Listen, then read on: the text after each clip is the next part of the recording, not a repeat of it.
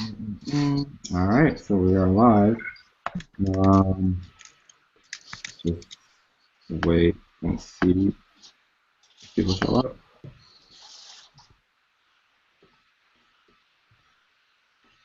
How would we know when they show up? So on the bottom right, there's going to be viewers. Yeah, Um, Okay. I think the count is like delayed a couple minutes or a couple seconds. So like I don't know, it'll show up like Okay. a couple minutes.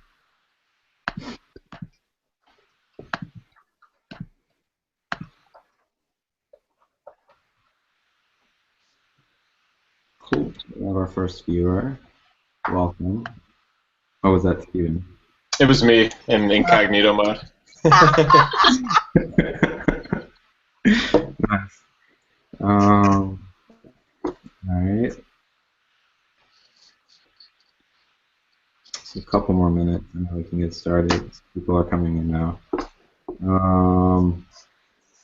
Or is it still Steven? I don't know. No, I got out of it.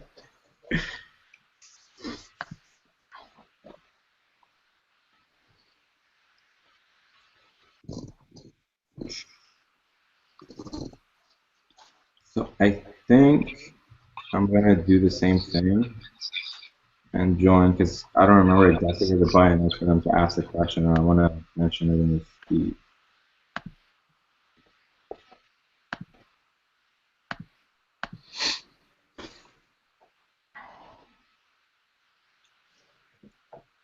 So we can hear each other, but they can only hear Amir. Am I right? I believe so. Or they might be able to hear everyone. I, th- I think it's only you, but it's hard for me to tell unless I like leave and we can hear each other, but they can only hear Amir. No, they can hear everyone. I believe so. Or they might be able to hear everyone. Because I was just on the like on a viewer feed or whatever, and I could hear you ask that question, even though I'm presenting. Ah, okay, cool. Yeah. I heard it too, but there was a delay. Okay. So for people, because this is being recorded now, so people can view this later. If you're watching this live, or if you're going to be watching this later, in the video at the very top right, there should be a box which has like 6 or 9 smaller cubes in it. If you click that button, you will see 2 apps or 2 icons that you can pick from. One should say Q&A, the other one should look like yellow tags which says showcase. If you click the Q&A, you'll be able to ask your questions, and we'll see them and select them for answer. The showcase, I've added a couple of items. One of them is for the orientation website, where you guys can go and see some useful stuff to do before you come to school. The other one is video animation of the pre-clinic renovation that's going on this summer. So you guys can check that out. Do you guys want to get started? Let's do it. All right. So, hi guys. Welcome to the feed. I'm just going to introduce myself. My name is Amir. I'm a current Z1. I am out of state, so along with me, there are 3 other people. I try to be as diverse as possible. Try to get some people from Buffalo or near Buffalo, some people from out of state, and some people from in-state. Also, another person that's a D1, a D2, and a D3. So we can go down the line. So Steven, you can introduce yourself. I am presenting. Cool. Hi, everyone. My name is Steven. I'm a D2. Like Amir, I'm also a class president. And that's about enough to know about me. All right. So thank you. Let's go to Brittany. Why is that Brittany coming up? There we go. Hi, my name's Brittany. I'm from Buffalo, and I'm a current D3, about to be a D4. All right. Thank you, Brittany. And last but not least, Ashley. Hello, my name's Ashley. I'm a D1, and I'm also from Buffalo. All right. Awesome. So let's get started. Mainly, the reason I wanted to do this is because I remember last year getting in and like when it got close to doing things, especially once like they emailed us the orientation website and seeing all the stuff we have to do, I was like, oh my God, like what am I gonna do? I don't know all this stuff, like as far as loans, as far as being ready when I get to dental school, like what to do. So I just did a lot of research. Another big thing is housing, like finding a house and like should I room with someone, should I not room with someone? So I thought it would be useful if we did this. That way, people can, hear from us, the students, what we've gone through and how we handled the situation. And hopefully, it's an easier transition to dental school for you guys. Not that it was difficult, but it could always be easier. So I just want to start off by saying a couple of things about the school. You guys should be very proud of being accepted to Buffalo. Buffalo is one of the best schools, I think. I was fortunate to be accepted to a couple of other schools, and it was obviously a very hard decision to pick which one to go to. And now that I'm almost a year into it, I'm very, very happy for picking Buffalo. The support system that you have here in Buffalo from the faculty and administration is amazing. They really care about what you're saying. Your voice is heard. They have meetings. Every council that they have at the school has a student that serves on it. So whether if they're thinking about changing the curriculum or if they want to have, renovations at the school, they always ask the opinion of the students and they take it very seriously. So that's a great feat about Buffalo. Another thing is, which is really exciting for your class, is that the pre-clinic floor, which is in the basement of the school, is being renovated this summer, and it's scheduled to be completed, I think, the spring of next year. So next year it should be complete. Is that right, Stephen? Pretty sure it is. Right. So by the time you guys are getting into clinic, you guys are going to have brand new equipment, and so it's going to look really nice. I've included a video of what that's going to look like in the Showcase app, which you can see at the top right by clicking the app icon. You can also view it later. This is being recorded. So that's an exciting thing. And the other thing is, they go above and beyond to make sure that we're comfortable at the school. There's a lot of, when it comes to exam times and quizzes and stuff like that, people get stressed out, studying a lot. So they put in things like yoga classes and like puppy therapy, where they bring puppies to the school and they can just play with puppies, which is awesome. Random days, once or twice a week, they bring fruits, fresh fruits to the school, and you can have, fresh fruit for free. It's pretty awesome. The other great thing which Buffalo has that a lot of schools don't have is the Big Little program, which is really cool. You get matched, or you get paired with a current D1 who's going to be a D2 when you guys start, and that is your big brother or big sister. They share a lot of the information with you that they went through, so how to study for an exam coming up, or where to go out at night if you're like want to go out and have fun.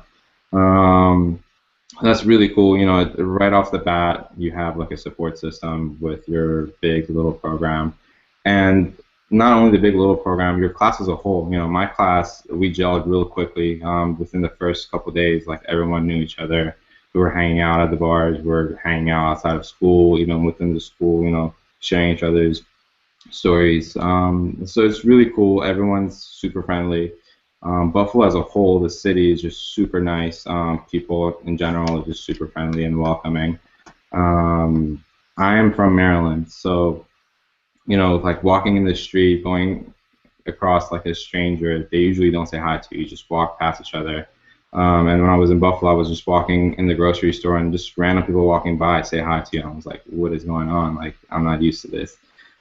Which was a cool change. So you have all this stuff to look forward to, which is exciting. Am I missing anything? Do you guys want to add anything? All right. So moving forward, to have things done, like let's see what you should get done. Right now, if you go to the orientation website, there should be a link added to the feed. You'll see different things such as, having to sign up for like a UBID name. That's something you should probably get done. Like you don't have to get it done right away, but once you get it done, you'll be able to do more things, such as view your financial aid situation. Whether they've created the package yet or not. I think it's a little too early. That usually gets done in April or early May. But try to get your FAFSA done. That's probably like the most important thing you can do right now. And try to get it done as soon as possible, because the sooner you get your FAFSA done, the sooner they can start putting your financial aid package together. Another big thing that I had a huge worry about was loans, student loans. I had not had student loans thankfully before, but I had to take loans out for school this time because obviously dental school is really expensive. So there are two different kinds of loans out there. One is subsidized, one is unsubsidized. Unfortunately, for dental students, you can only get unsubsidized. The difference between subsidized and unsubsidized is that subsidized, the government pays your interest while you're in school, so you don't have to worry about that. Unsubsidized, on the other hand, which is what we're getting, is the interest starts from the day one that you take the interest, or that you take the loan. So if you start August 8th or 9th or whenever the first day of school is, with your loan, your interest starts right away. So you can plan accordingly. For me, I was like, okay, I will try to pay down the interest while I'm in school, because if you don't pay down the interest, all that interest accumulates throughout the 4 years. So you don't have to make payments while you're in school, but the interest still adds up. So if you don't make any payments, including the interest, then you're going to have all that interest from the 4 years added on, and when you graduate, they take all that interest from the 4 years and make it a lump sum and add it into your principal. So once you're graduated, you're paying interest on the interest that accumulated over the last 4 years. So for me, I kind of told myself, all right, I'm going to pay down the interest after every semester. That way, when I graduate, hopefully, I still have to pay a lot of money back, but hopefully not pay interest on interest. So that way you can save some money. You can also get health professions loans, and I think that is financial aid related. I'm not quite sure on that.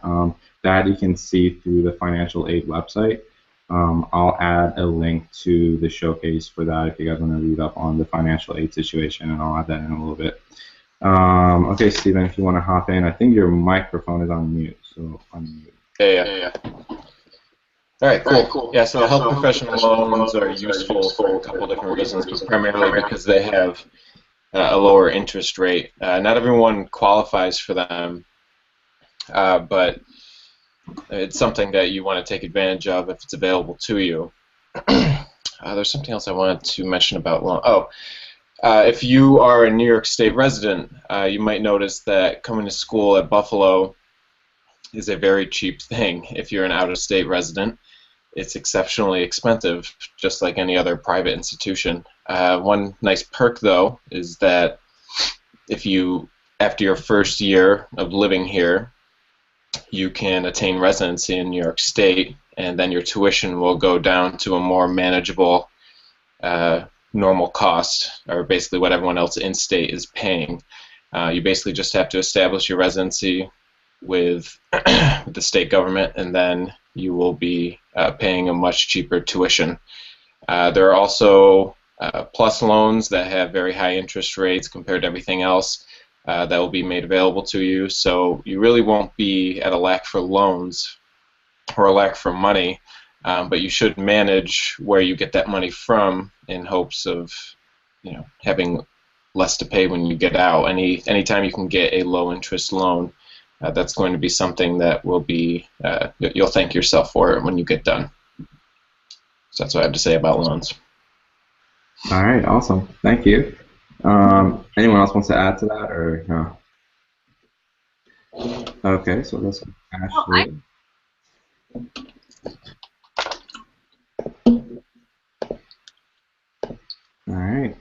Ashley. Okay, so one thing I want to say is that you look at how much debt accumulating in dental school, it can be really overwhelming. But you have to know that that's just part of the game. I mean, not everybody in your class will have to take out loans because they have various scholarships or different situations. But say you're like me, I'm like the worst case scenario. I'm paying for all of my expenses with my loans. I have undergraduate debt, no means of paying off the interest while I'm in school. I just have to bite the bullet and realize that dentistry will be a great career, and that's why I'm doing it. Not because I'm doing it with minimal investment. It's something that you really, really want. So it's worth the investment. If you want a career where you just make a lot of money without investing anything, there's accounting or a million other careers you could choose. Dentistry is not all about pay off your loans, but just accumulate the debt. If it's really what you want to do, it'll be worth it, and you'll be able to pay it back, and you're not going to starve. So just know that. All right, awesome. Thank you so much. That's very true. You know, it's very hard, but at the end, you know, it's definitely worth it. So that's as far as loans. I tried to give you some information. You guys can also look into it more. I'll add the links to that for the Financial Aid website.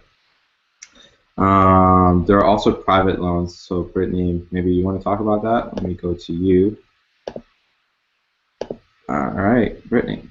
Yeah, I don't personally use this option, but I do know other people in my class who do and who are fine with it, who can get lower interest rates. Now that is eligible to change, whereas the interest rate that we have through FAFSA, through the federal government, is fixed, but it is an option if you want to go to your local bank and talk to them about that. I know that the general case for the majority of people at the school is that, you know, I mean, a few people here and there have other options between their parents or scholarships and stuff, but the majority are paying for this themselves through loans, you know, with or without undergrad loans on top of that, and the majority do go through FAFSA, but it is important to kind of explore all your options and decide what's right for you. Yeah, thank you. That's very true. I actually looked at private loans as well. The one thing you have to be careful is with private loans, as Brittany said, there are two different types. There is a fixed rate and a variable, and so some private loans will offer really low rates, such as like 2%, 3%, but those are variable. So you might start out with 2-3%, but a year from now they can hike it up to 6, 7%, 8%, and it can just keep going higher. So that's something to check for. The other thing is if it's fixed, it's usually a higher rate. So it's like 7, 8%. What we get, I think, right now for unsubsidized direct loan is, I believe, 5.8%. And if you get the Grad Plus loan, it's an additional percent, so it's 6.8%. So the Grad Plus loan is, let me start over. So when you get a financial package, you get usually unsubsidized direct loan, and it tells you it's going to cover up to $40,000, let's say. Right? So your first $40,000 you can get from the unsubsidized direct loan, which is this year at 5.8%. If you need more money than that, then you have to apply for what's called a Grad Plus loan. Grad Plus loan you apply for, and if you get it, usually you get it. You just have to include some like information. It's kind of like filling out a FAFSA again. You get up to a certain amount that will help you cover the cost of your education at that school. So the cost of education is determined every year by the school. So I think for us this year, for out of state, I believe it was $113,000. Did I take $113,000 out on loans? No, I didn't. But some people do because you need it. That's the other thing. So you can kind of see what areas you need money. Kind of be frugal about it. So once you take the health profession, or not health profession, the what's it called? Direct Plus loan out, then you get, I believe, the loan at a 6.8 interest for the remainder of the amount that you need to pay for the school. As far as knowing how much money you should take for loans, you just kind of have to sit down. There's like a sheet that gives you at orientation that has the cost of everything that you'll be spending for tuition and for housing and stuff like that. Once you figure out the housing situation, you'll know how much you're paying per month for rent. Food you can add up after like a couple weeks being in Buffalo. You know how much it's going to be for expenses and stuff like that. Buffalo is actually not too expensive. I think it's pretty fair for like how much you pay for food and groceries and stuff like that. So after being here for like a couple of weeks, you'll kind of get the hang of how much money you're spending, and you can always adjust how much loans you took out. So let's say if you took out too much, you can return any money that you have left over at the end of the semester, and you won't be held accountable for the interest for the money that you're returning, as long as you do it within the 4 months that you took out the loan. So just sit down, look at the sheet, and see how much you need. For example, one of the things is computers. So like, let's move on to the next topic, which is computer. The computer, if you buy it through the school, I believe it's like a $2,000 or $1,600 fee. Do you need to spend that much on a computer? I personally didn't. I think my computer was only like $1,000 or $1,100. And that's another great thing about the school. Not every school gives you the option of buying your own computer, but at Buffalo you can pick any computer you want as long as it matches the specification, which is on the orientation website. So, most people in my class are using Macs, and that's perfectly fine. The school has a support system for Mac, so if there's something going wrong with your MacBook, you can just take it in to IT and they'll try to fix it for you. I went for the Microsoft Surface Pro because it was just smaller and easier to carry around. But that's just preference. I just wanted something that was touch screen because I take notes by hand, and having a touch screen I can just use like a stylus to just write on the screen, which is kind of useful. But again, that's just preference. If you guys want to talk about computers, I can turn it to you guys, but let's go to Steven. Yeah, I was always a Windows guy, but I went with the MacBook. It's worth mentioning that it really doesn't matter, but what does matter is that you get a modern laptop. It's anyone who has something older than 2015, 2014, those laptops tend to struggle with our test-taking software. Typically, those are the only people that actually have any issues when we take exams. I don't think it's been mentioned yet, but all of your exams will be taken with a testing software called ExamSoft by Softtest. So it's important that you meet the minimum, or actually well exceed the minimum requirements for that program, and the only way you're going to do that is have a more modern laptop. So don't try to bring something that is aging, because it's really going to put you behind in a lot of regards to your schooling here at Buffalo. All right, awesome, thank you. Anyone else want to add to that, or you guys are okay? I'll add. Okay, Brittany.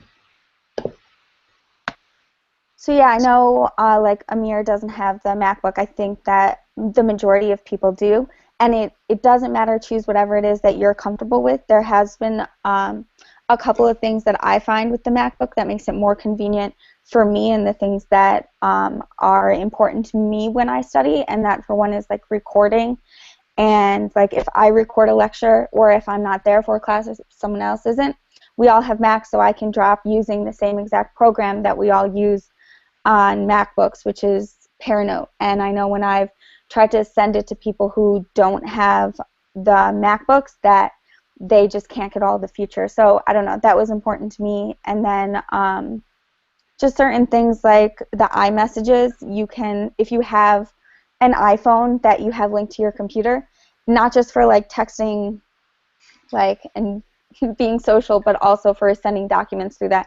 It's super convenient for me to have that on my computer and be able to share it with people at different times. All right, awesome, thank you. Yeah, like I said, it's definitely preference, and whatever works best for you. I had just using PC all my life, so like I wasn't about to change to a Mac and like have to learn all that stuff again. And it was just easier for me to take notes using a PC. Another important thing is don't buy Microsoft Office. You're gonna need Office when you get to school, but the school provides that, so don't spend money buying Microsoft Office and stuff like that, because all the software the school will provide for you. The only thing that you do have to pay for is the ExamSoft software, which is what you're going to be using to take the exams, and I think that's $45 if I'm not mistaken, or $55, something like that. And that you'll download the first week of school when you get there during orientation week. All right, so that is pretty much what I wanted to talk about before. If there's anything that you guys want to add on that you think I missed, feel free to kind of chime in. Or otherwise, we can start answering questions. I know there's a couple of questions that people have been asking. Um, Housing. So Ashley, let's start talking about housing. Let's go to you. You can start it off, and then we can all just add our stuff. Okay. So one of my biggest things was figuring out housing for in dental school. I mean, I grew up in Buffalo. My family's here, but I went to college in Buffalo. I lived in the dorms, so I didn't really want to live at home with my family. A lot of local students do decide to live at home with their families. I hear it works best if you don't have younger siblings who can maybe distract you. Personally, I live with a roommate, and I think it's great living with a roommate who is a teacher. So we get home from our long days, and we have a lot to talk about, some variety. I don't have someone reminding me that I have a test on Monday and I shouldn't be watching TV right now. Personally, I really like living with somebody else to split the rent, keep the bills to a minimum, but then also they're doing something different for me. So I really do student, I think. All right, awesome. Thank you. So I also was thinking about, whether I should room with someone or live alone. And originally I was going to live alone, but then someone from the Facebook group actually messaged me and was like, hey, I'm looking at this place. What do you think? Like, do you want to be a roommate? I was like, okay, well, I'll come up and check it out. So I came up to Buffalo, checked it out. And, the apartment is actually in like a really nice area and kind of close to the school. And so just the thought, because I had also looking at staying in an apartment by myself, and that costs about anywhere from $800-900 a month or more. You could probably find some cheaper alternatives as well, but at least it's going to be like $800-900 a month. Having a roommate, I think I'm paying $500 plus utilities, which we split, so it's like another maybe 100-150 a month on top of that, which is not bad. As far as places, I am staying in Williamsville, which is about a 15-minute drive to the school. It's kind of the further out places from the school. A lot of people are staying closer to the school, kind of in like the Amherst area. That's like a really nice area, Amherst. There's Hurdle off of Hurdle Avenue. There's a lot of people living there. I don't know. You guys probably are more familiar to this place, so I'll put Steven on. He can talk about it. Yes. I love living in Buffalo. I live in Kenmore, and that is part of a larger, I guess you would call it, suburb of Buffalo called Kenton or Kenmore, Tonawanda. That is west of the school, getting closer to Niagara Falls in Canada. It's about 15 minutes away. The rent's a lot cheaper over here. I pay about $625 a month plus some very cheap utilities. I have a 2-bedroom apartment. One of the bedrooms is my office. One is my bedroom, and everything is just fine and dandy over here. Other places you can live are Elmwood Village. That's a little bit more hipster part of town. There's a lot of coffee shops and bars and little shops. Not a lot of corporate influence in that area. As you go further south towards the city, there's Allentown. Some people actually do live in downtown Buffalo. People live along Main Street. There's a lot of very cool studio apartments. Buffalo is a pretty neat place. You can really live wherever you'd like to, and it's still pretty close to the school as long as you're in the greater Buffalo area. There's lofted apartments with exposed brick if that's something that you want, and you'll be paying like $800-900, it's a very cheap place to live. Or you could live closer, like Amir, to Williamsville or North Campus, which is in Amherst. If you live along Main Street in Buffalo, there is a subway that runs up and down Main Street, north and south through Buffalo. So the closer you live to Main Street, the higher likelihood that you'll have access to public transportation. There's a bus system, but I think what would be most useful to a dental student is the subway, because the northern terminal is actually right at the campus that the dental school is at. So if you live anywhere along Main Street, that's an option for you to get to school. All right, awesome. Brittany, do you want to talk about housing or Yeah, no? I just want to mention, I think the question that was asked was about living close to campus as a non-driver, which I think affects not many people, but definitely a few. If you have an option and the means to bring a car to Buffalo, I would absolutely do so. It just makes it a ton more convenient, and you're going to be in a situation where school monopolizes most of your life, which is not very convenient. So to have a car and kind of alleviate some of that is helpful. But with that being said, if you don't have a car, I think the best option is University Village, which is right across the street from campus. Definitely walkable. Definitely, you can walk to Tops from there. There's one or two people in the class who live there, but I definitely think that it's the best option for people who can't drive. And if somebody needs more information on that, they could just Google University Village or message me and I can give them the names of people who live there now and they could get some feedback on that. Yeah, that's definitely a good option if you don't have a car. Thank you, Brittany. With that said, if you do have a car, it's probably like the most convenient way of getting around Buffalo because, as Steven said, the subway is only on Main Street, so you literally have, I think, like 7 or 8 stops going from the campus, South Campus, where the dental school is, to downtown. So if you don't have a car, like Brittany said, staying close to the school across the street on Main Street is the best option. So let's go from there to the next question, which says, I personally haven't seen or received the orientation website yet. Do you know when it's available? So I have added the website to the showcase. So if you click on the top right of this feed, there's like a little square app icon, and you should see like a yellow tag that says showcase. If you click on that, you'll be able to have the orientation website, and then you just have to click on the DDS program, and that will tell you what you have to do. I know they'll be adding stuff regularly as you get closer and things need to be done. One of the things that you have to do is, I think, CPR certification. So that, don't worry about it until like July or so, because I think there's actually a certain date that you have to do it. If you do it earlier, it expires, because like your CPR certification in first aid is only good for 2 years. So if you do it earlier than June or July, then it'll expire 2 years in June when you're actually in school. So you don't want it to expire, because then you won't be able to be in clinics. So you want to do that when you actually get here before dental school starts. So I moved to Buffalo about in like early July, and I was here for like a couple weeks before school started. And you can sign up for classes. They have them weekly at the school, actually, on South Campus. And going there, you actually end up meeting like a couple of your classmates because they're taking it at the same time too, which was cool.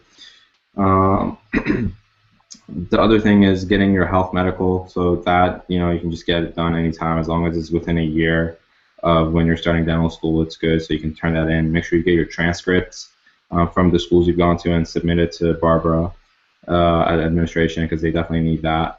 Other stuff is on the website for the orientation, so you can go through that and just knock them out one by one. If you're out of state, since I'm out of state, I can give you some hints and tips on what to do. It's not guaranteed that you'll get in state after 1 year, but there is a sheet that explains what you need to do for the application. And as long as you do those, I haven't heard of anyone not get it, as long as they have every single requirement covered. So one of them is you have to live in New York for 12 consecutive months. So when I knew I was coming to Buffalo, I came up here in Buffalo like in July, signed a lease, and started living here. And so I'll have that covered come this July, so I'll be here for 12 months. The other thing is, I think you have to change your driver's license to a New York driver's license. Voting registration, if you can vote, you can change that to New York to Buffalo. And then there's like a couple other things that's on the application that I can't remember, but like such as bills, like if you pay any bills in Buffalo for like electric or water or whatever, you can just save those and show that as you being a resident of Buffalo or New York, and then you should be fine come next year. You do have to apply for in-state residency when it comes time, so I think it'll be, for me, going into my second year, I apply like in June or July, and I'll find out hopefully around then. So just think of things ahead of time. Try to get everything in order so that when you're applying, you have all your ducks in a row. All right, so let's go to the next question. Do you have lecture materials available for first-year students now, so we can study earlier? Alex, you don't really want to do that, man. Like, just relax. You want to just sleep as much as you can. You're gonna be not sleeping some nights. That's not true. Some people actually sleep like regular schedule. Someone actually told me this when I came for my interview at Buffalo, and was at Maryland, I think I interviewed, and they were saying, enjoy your freedom, like not freedom, because like just enjoy your free time and get as much sleep as you can because you won't be sleeping.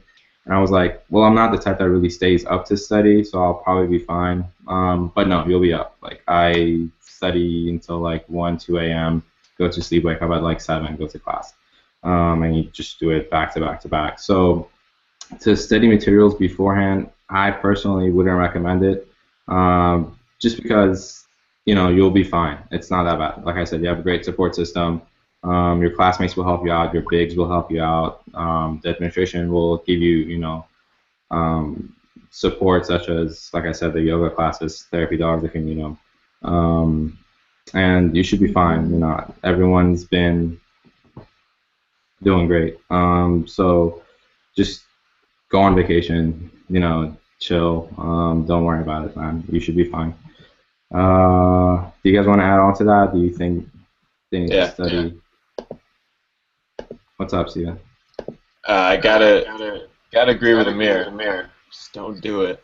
But if you feel like you need to, if you're one of those people that feels like you need to do something productive in terms of what you're going to be doing for the next 4 years, it really wouldn't hurt to brush up on anatomy. I mean, I don't think anyone would disagree with me in saying that your toughest course, or your most demanding course, it may not be the toughest, but your most demanding course will be gross anatomy. I'm not saying learn everything you can, but just to give you an idea, your first unit is going to be very superficial, mostly musculature of the back and of the arms, things like that, and then you move into GI, mediastinum, all sorts of stuff, kind of in the chest and abdomen, and then your third block, that's split into 3 blocks. Your third block is head and neck.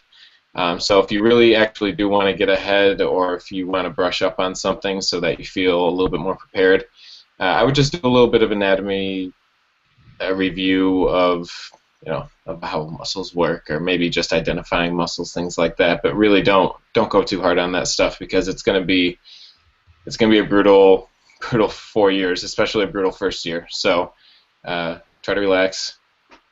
Don't go too hard. You'll thank yourself when you get to that point. Can I say something on this? Sure, Brittany. Let's get you on. All right. So I know that feeling of like being nervous about what's to come and just kind of wanting to prepare yourself in the best ways possible. But I don't know if I would have gone back and wanted to use that kind of last stress-free summer really that you're going to have and study any more material. I agree with Steven in that that information is important. If anything, I wish I had had more in undergrad, but it's not that you can't do it if you didn't have it. The one thing that I did do for a few weeks over the summer before I went to dental school is I hadn't taken biochemistry, and I knew that a lot of the students were going to had taken it. So I kind of went to a biochemistry class over the summer, but I could only go to half of it before school starts. So it did help me with some of the amino acids, but it surprised me when I got to dental school how really superficial the class was compared to my undergraduate, which was Stony Brook. So in hindsight, I don't really think that it was that necessary, but it probably calmed my nerves more than anything, which can be just as important. So do what makes you feel comfortable, what's going to relax you, and if that's hanging out with your friends, your family, going on vacation, then that's what you need to do. All right, perfect. Thank you. Ashley, do you want to add anything to that as far as first year, what you did coming in? I think that the final summer, if you really want to do something dental related or just feel more prepared, if you don't want to grab an anatomy textbook or biochem, that's fine. Maybe shadow a little bit. Remind yourself why you're entering into these 4 years of intense study. I know that even during my first year, I still try to shadow as much as possible just because the books can be so grueling that it's so nice to have a real-life reminder of why you're doing it. So I don't really recommend getting bogged down in studying. You're going to be up late at night, maybe even overnight. Maybe not everyone does pull all-nighters, but I sometimes do. So you're going to be up late studying anyway, even if you've taken the classes before in undergrad, so I don't really see a benefit to starting early, personally. That's just me. All right, very good point. And the other thing is, let me just switch to me. The other thing is, I know we're saying it's going to be a hard 4 years and you're going to be studying a lot, but that's not the only thing you're going to be doing. Put some time aside for yourself to just do things you like. I like to play a bunch of sports, so you could still do that. You just have to schedule your time, and you got to get used to planning every hour of your day, every minute of your day, because that's the best way to stay organized and to stay on top of things in dental school. And if you don't do it the first week or two, you'll soon realize you need to start planning things so that you don't fall behind. So I was able to schedule in a couple of days for an hour or two to go play soccer or play basketball. And the school, our class made a team, so we played soccer on Tuesdays and played basketball on Thursday nights. So it's fun to hang out with your classmates outside of school too, doing fun things. You'll be going to dinners and stuff like that with your gross anatomy group. And it's a lot of fun. I know it's hard. Dental school is going to be hard for a couple of years, 2-3 years, but it's a lot of fun. It's definitely worth it. Just as long as you stay on top of things and just stay organized. Good question though. So let's move on to the next question. This is going back to housing. Do a lot of people live by themselves the first year? I haven't seen anyone on the Facebook group who is looking for a roommate, only that rooms are available in houses. I would say in my class, I think the majority are actually living with roommates. If not the majority, then it's really close to the majority of people living with roommates. You will find them. So right now it's a little bit early still for finding roommates because just not everyone is 100% sure if they're coming to Buffalo or if they're not. They just haven't started looking for houses yet. But I would say around May, June, people will start posting a lot of things. People will find houses with 2-3 bedrooms and start saying, hey, I have this 2-bedroom apartment, looking for another guy to room with or looking for another girl to room with. And that'll start happening the more we get into the later months. Like I said, I live with my roommate. My roommate is actually a first year as well. And I think it's a great decision. We can bounce off questions, with one another before an exam.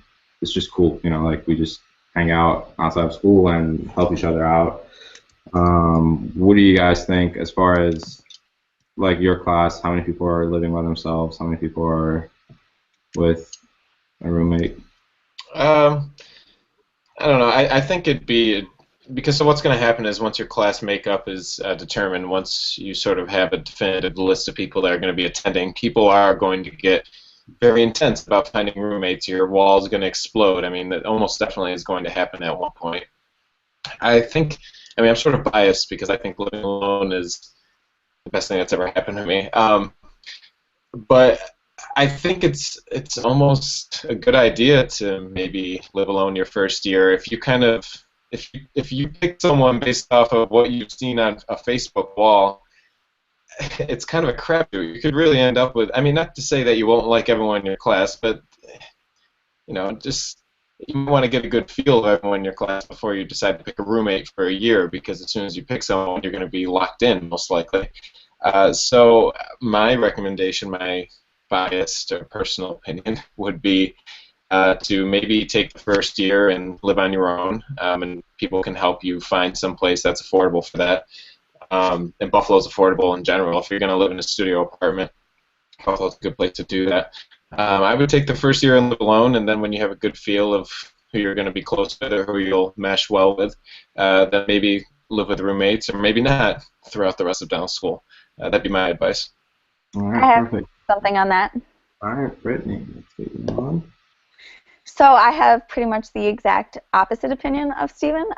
So I came in first year. I did not find my roommate from the Facebook group. I lived at Collegiate Village, which is an option, and I just filled out on the form that I wanted a roommate, preferably somebody who was another dental student or in health professional school, so they would kind of understand what my schedule was going to be like. And I got paired with somebody else in my class who I hadn't met before, and it was great. And for some people, they don't want to talk about dental school. Like I know Ashley mentioned it, that she's happy she doesn't have a dental school roommate. But for me, it was nice having somebody else who kind of understood what my day was like and was there with me. I mean, a lot of school, especially in the first year, was kind of organized by the alphabet. So I didn't see her too much at school, but when we got home, we sure had a lot to talk about, and it was great. And we lived together at CV for the first year, and then we actually moved out together to another cheaper location. And we're not like as close as we were, but we're roommates. So all we need to really know is that we can live together and be compatible in that way. So it was a great experience, and I'd do it again. So yeah, there's a risk to it because there's always a risk when you're finding a roommate. But for me, I was glad to have somebody there with me along the way. All right, thank you. Could you actually talk about Collegiate Village? Because I know when I was coming to Buffalo, I wanted to know more about it, and it was kind of hard to find like more information other than the website, because obviously the website is going to be biased about it. Sure. I loved Collegiate Village. It was, if I was going to use all the amenities that it offers, you know, there's various study sites, there's free printing, there's a pool, there's tons of like social activities like a dorm would have, because there's like one of those like mini movie theaters and stuff. There's like bingo nights and trivia nights. But I wasn't home a whole lot. So all those extra amenities that I was paying extra for, I didn't really use. So it kind of felt like a bit of a waste to me, and that's why I ended up moving out and paying less. And where I live now, I live on Bailey now, and I'm like a mile away from school, and I have probably the biggest room that I'll ever have in my life. And it's only like 8 minutes from school at Collegiate Village, but now I'm 4 minutes from school. But Collegiate Village was great for the first year. It let me get to know Buffalo a little bit better. Even though I'm from here, I moved away when I was 15, so I kind of had to get reacclimated. And it's like a gated community, not in the best area of town, but there is a gate with security. And they offer, I mean, you could find this on the website, but there's studios, and then you could get a 4-bedroom if there were other people who were rooming, and then each of those bedrooms has their own bathroom, but you share a kitchen. So there's a bunch of different options. But usually anywhere from 10 to 20 students in their first year end up living at Collegiate Village. I think it's a good option for the first year if you don't mind paying more, because it does give you a little bit more of a community. But if your focus is on finances, then it's definitely not the best place, because I was living in a 2-bedroom, and we were each paying, so we each had our own bathroom. So even though it's a 2-bedroom, it's 2-bedroom, 2-bath, and we, with utilities, paid about $750 each. And you can definitely find places closer to campus where you're paying $800 total. And you lose one bathroom usually, but that's a significant change in the amount of money. So that would be the biggest thing, would be finances, which would preclude you from going to Collegiate Village. All right, perfect. Thank you so much. So let's move to the next question, which is there time for community service? It's great because we have someone from Boca, someone from ASDA. So ASDA is the student government at Buffalo, which is not always the case in every school, but ASDA stands for American Student Dental Association, and you know, it's a great group of guys and gals that organize a lot of different events for us at the school, such as these yoga, I believe, and puppy therapies are through ASDA, I think, maybe, or is it the fruit? Um, Anyways, I think Stephen can talk more about ASDA, and then Brittany can talk about BOCA. Do you want me to more go about the community service, or do you want me to talk about ASDA? Well, let's have Brittany talk first then about BOCA, and then we'll go to you for ASDA. How about that? All right, there we go. Okay, so BOCA, that stands for Buffalo Outreach and Community Assistance, and it's kind of, you'll learn more when you get to the school, but I think it's something that's kind of unique to Buffalo is that we do have so many students in the school who are interested in outreach, and BOCA kind of facilitates the organization of that, and through other groups within the school, but also through different like pediatric, like there's someone named Debbie Licata who I'm sure you'll meet, and she brings in some outreach as well and facilitates that. But we organize it, and there'll be a Google Excel sheet that you can sign up, and then it's selected which students will go on those outreaches to places like churches and schools, health fairs, but also we were trying to get things with the SPCA, Down Syndrome Walk, Alzheimer's Walk, and then also dentally related. Lighthouse is a place within that the med students go to, and now we're doing dental screenings there too. So it changes every year, and it gets bigger and bigger. But we have so many students who are involved in it. I'd say like 70% of each class signs up for outreaches, which will change through what year you're in and what the scheduling is like. But if you're interested in outreach, it's definitely something to kind of look into as soon as you get here, and that's locally in Buffalo. And then over the summers, BOCA kind of helps administration organize the international trips to Dominican Republic. This year we're also going to Senegal. So it's really, BOCA is kind of the gateway to all these different outreaches that are available locally, nationally, and internationally. So there's a big want for it and a push from the students that just isn't available from other schools. All right, perfect. Thank you so much. So let's get to Stephen, and then you can talk about ASDA. Yes. All right. ASDA, it may be something that is sort of abstract when you get to Buffalo. You may not understand it immediately, but it is the American Student Dental Association. You've heard about the ADA, the American Dental Association. The purpose of ASDA, it's a national student-run organization. So the purpose of ASDA is to advance the rights, the interests, and the welfare of dental students. Basically the things that we stand for, the things that we experience. ASDA represents that on a grander stage, and that can be through legislation, that can be through lobbying, that can be with state dental societies. There's a lot of different things that ASDA does. On the local level, there are chapters at each school, at each dental school, and now we're even opening pre-dental chapters. But at Buffalo, ASDA, as Amir said, kind of operates as a student government that works sort of through all 4 classes at the school. And they do a lot of things locally. Amir mentioned some of them earlier, like a lot of the wellness initiatives. I've been doing yoga all week. That's kind of cool.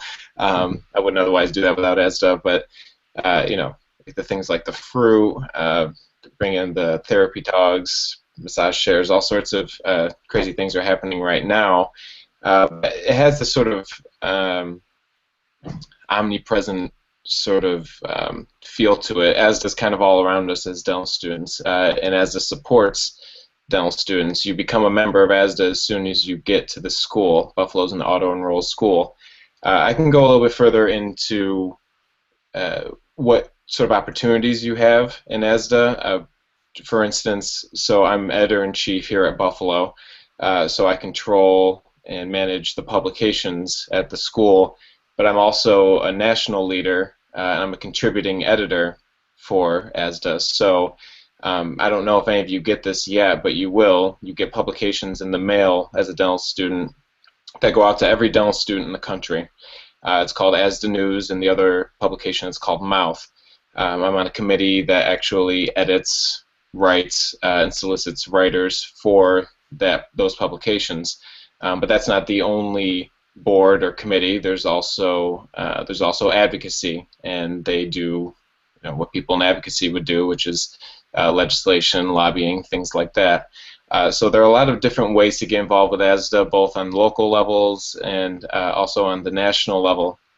But that's something that would be more appropriate to explain once you get here. But pre-dental is becoming a big part of ASDA, and a lot of you may already be acclimated to what it's all about. But when you do get here, you can expect it to be a very big part of your life, if you want it to be. All right, perfect. And then I think Ashley wants to talk about public health. So let's go to Ashley. So just since you asked about community service, I just want to point out BOCA and ASDA are both student organizations that do the community and advocacy for legislation and things like that. But our curriculum in general at UB is pretty public health focused. I know in your third year you're taking a class called public health. I don't know anything about that. I haven't taken that yet. But in our first year even, we take a class called Profession, Practice, and Community, and community leaders who work with refugees, or, special needs populations, or different groups of people that we'll be working with when we practice have come in and talked to our class about what language is appropriate to use in settings and how to work with patients with challenges. And curriculum is really geared toward giving back to the community. So it's great to be involved with student organizations too, but I just mean UB as a whole, the administration is on board with a very upstream prevention-based curriculum. All right. Thank you, Ashley. So let's go to the next question. Do you have intramural sport teams? Yes. So that's what we did last semester for our class. And I think Stephen did it as well for the second and third years. We had a soccer team. You play with your teammates from your class at Buffalo. So it's like a Buffalo run intramural sports organization. You play on the North Campus, which is about 10 minutes from South Campus.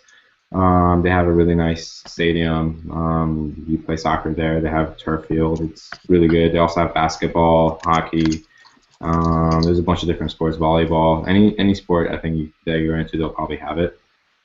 So definitely do it. I encourage you to do it because it's a nice change to just studying and going to school.